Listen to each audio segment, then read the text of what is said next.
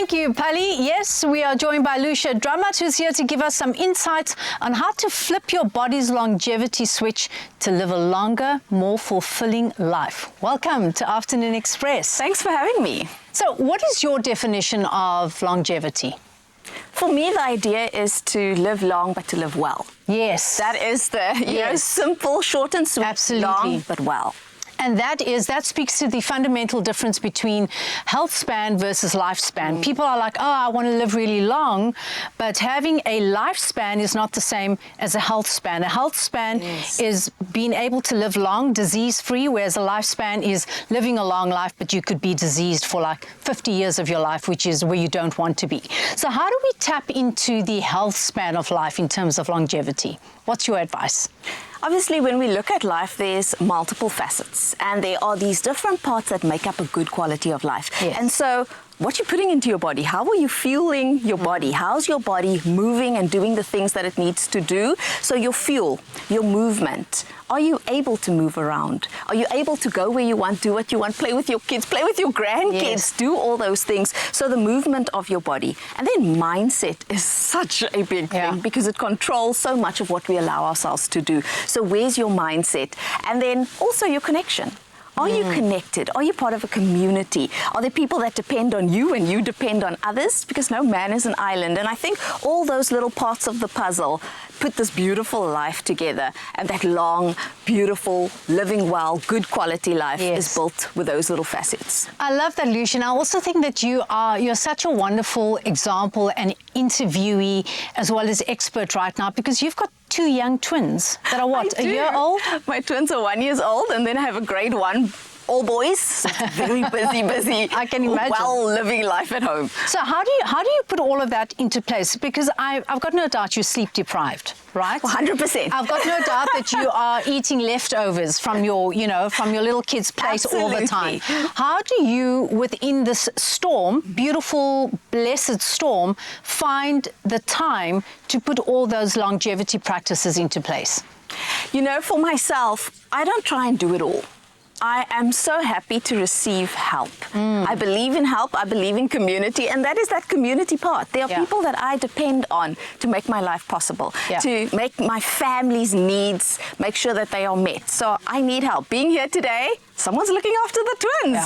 You know, someone's making sure my son is at school, doing what he needs to do. So help is important for me. And then just take the time. You know, you have to prioritize. And sometimes people say, I don't have time for this, I don't have time for that. If your boss says do it, then you do it.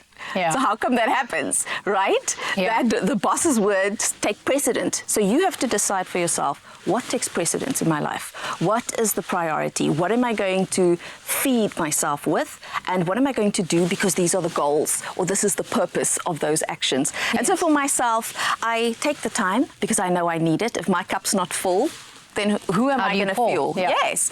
And I accept help. I'm okay with not being the independent woman. Before we wrap this up, I want to talk about food, because food is linked to longevity, and we hear this over and over and over again that if you don't make food your medicine, medicine will become your food. How do you link longevity to what you fuel your body with? Yes. Now, I do love myself some good food. I'm a South African girl. I love a braai. I love to enjoy myself. But I do believe that you should live in moderation. You know, have a little bit of the things that you love, but then your body is your temple. You want to make sure that your machine is well oiled, your machine gets everything that it needs to get to be able to operate well. Because I can't imagine living a life not being able to move around, not being able to play with my kids, my 1 year old, not being on the floor with them, and being able to do the things that makes life worth living. So you're fueling your body with what your body needs. And today, we're also taking so many supplements. We're adding to that because we're always looking for what does this body need. But put in the natural, as much natural as you can. Give your body what it needs, and different bodies need different things. I heard someone talking the other day about this is the diet to follow. No, there is no one size fits all, Yes. Find out what your body needs. If you're anemic, your diet might need to be different to someone else's. Absolutely. Do that research, and there's so much available right now. You can do DNA testing. You can go to the doctor. They can check all your levels. We're living in the information age. Exactly what you need. So fuel your body with what your body needs, because it's the one possession that runs your entire life. Yeah, absolutely. And it's also going to aid your movement. Absolutely. How do you move? Oh, personally? my goodness. With Aside my from kids, running around. Yes. You know, with my kids, I'm on the floor all the time. I'm moving around. I'm swimming. I mean, we've been swimming almost every day this summer.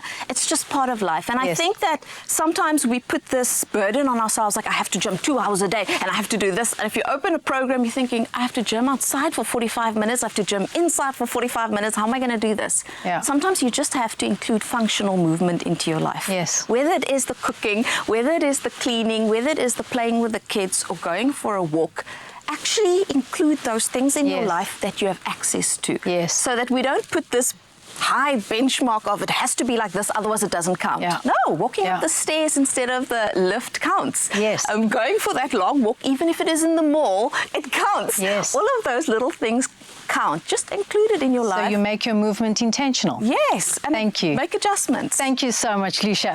On social media, we would love to know from you, what is your secret to a fulfilling and vibrant life? And remember to use the hashtag #AfternoonExpress in all your comments, and we'll see you after the break.